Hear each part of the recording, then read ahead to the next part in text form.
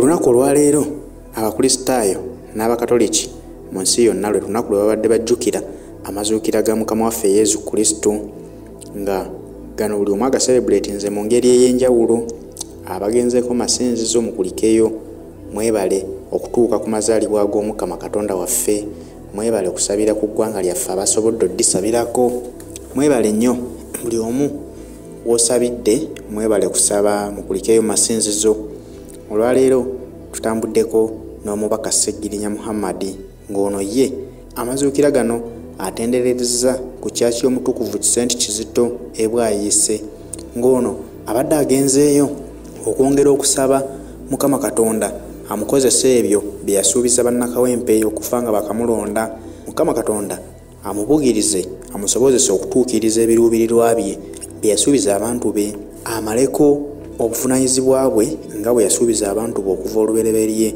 Ono tukimanyi bulungi nti musajja Muisiraamu kubanga ye Muhammad, naye olw'okuba nti mubaka owa paalamenti tekimugaana agendako mu bannaffe Abakatoliki n'atendererezaayo omutonzi we n'okwongera okulabako ku bantu be babadde aludde ebbanga nga tabalabako, kubanga okuva lwe yateebwa okuva mu kkomera wabaddewo ensonga ezikyaliwo ezikyamusibye okusinkana abantu be, nga zibadde za bulamu bwe akyatoba, agezaako okujjanjaba obulamu bwalabike ng'akomawo mu public ng'ali bulungi. Naye kyenkakasa nti Mukama Katonda kati yamuwadde obulamu, era ateeka okuba nti yateredde, kubanga yennyini yavuddeyoko n'akyeyogerera n'agamba kati embeera awulira nti ali waddewaddeko okusinga bwe yaviira mu kkomera. Kitegeeza nti kati abali tasobola kgenda nga asisinkana nju ku nju okuddamu okulaba ku balonzi be abaamussaamu obwesige n'omutuma mu paalamenti.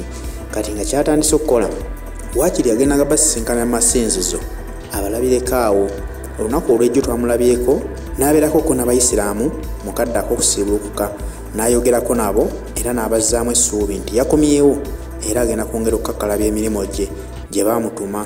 So n'olwaleero ku Easter n'alabikako mu kyaki ya St. Kizito esangibwa e Bwayiise, era nawo n'asabirako awo. Amaze n'anasisinkanamu ku bantu be n'ababuuzaako, nabo n'abagumya nga abakakasa ekintu kye kimu nti akomyewo okugenda mu maaso n'emirimu gye, era n'abeetondera nti wankubadde tabatuuseeko ssekinnoomu, gwali mulimo gwe ng'akyaliwo tannaba kusibwa, naye bwe baamusiba baataataganyamu enteekateeka ze, kubanga oli yali yeeyamye agenda atambula nju ku nju bw'ayogerako n'abantu be bwe yeebaza abaamulonda. Kyataamalako nakyo kuba munnaye constituency nene, ate obudde yali yakalayira ne bamuyoola.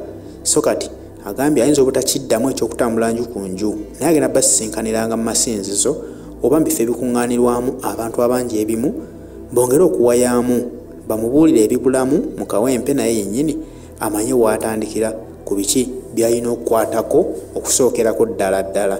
Omubaka ono nno tukimanyi bulungi nti ye yali yeewadde tageti okwawukanako n'ababaka abalala, ng'agamba ayagala buli mwaka abeeko ekintu kyakolera kawempe ekirema mu mwaka ogwo, ate omwaka oguddako aba takiddako atandikira ku kintu kirala. Ono yali abasuubiza eddwaliro, era ddyo yali alimalirizza ng'era ligenda kubayamba ab'ekawempe, n'abasuubiza okugenda ng'abawaayo kasimbi abo baalaba nti abali mbwetaavu, ng'ataddewo enkola nti agenda bafunira ne bbaasi, wabula bbaasi eyo yali tennatuuka, ng'agamba naye agenda kiwa omwaka abe nga bafuniddewo bbaasi ng'eyamba abantu b'ekawempe kubatambuza okubajja ekawempe okugenda mu kibuga okukola emirimu gyabwe, n'ekawungeezi okubazzanga ewaka basobole okuseevingaka ku nsimbi ze basaasaanya mu ntambula za takisi, ng'ategeeza nti bbaasi eno ejja kuba yabwereere singa obanga okakasa nti oli munnakawempe. Naye bambi yali tannamalirizaako obuvunaanyizibwa bwe ng'oggyeko eddwaliro lye yali amalirizza, ate nalyo we twogerera baaliggalawo dda. Kitegeeza nti kati abagambye tagenda kuddamu kusisinkana muntu ssekinnoomu, kuba ate emirimu alina mingi egy'okukwasaganya. Akyalina okuzzaawo ebyo bye yali yabasuubiza olubereberye ng'agenda kubeeramu bize, naye lwabaddewo omukolo gwonna ogukuŋŋanya abantu kijja muyambanga okugendayo asisinkaneko baana basobodde okusisinkana boogereko nabo. Munnange nno Sseggirinya ekintu kyakola tukiraba ng'ekyokusaaga, naye si kitono. Babaka batono nnyo abakola ekintu ekyo ne beewa obuvunaanyizibwa okulaba nti bamattiza abantu abali mu constituency eyo mwe baba bakiikirira. Naye Sseggirinya wadde yakayingira paalamenti naye akyewadde, era ng'ataakulaga nti ajja kituukiriza kuba akyagala ku mutima akirina, era ng'ayagala nnyo abantu abaamussaamu obwesige. so nolwekyo tusaba Mukama Katonda omusajja ono amwongere obugabirizi, amwongere amaanyi, amuwe obusobozi okutuukiriza ebyo bye yeeyama.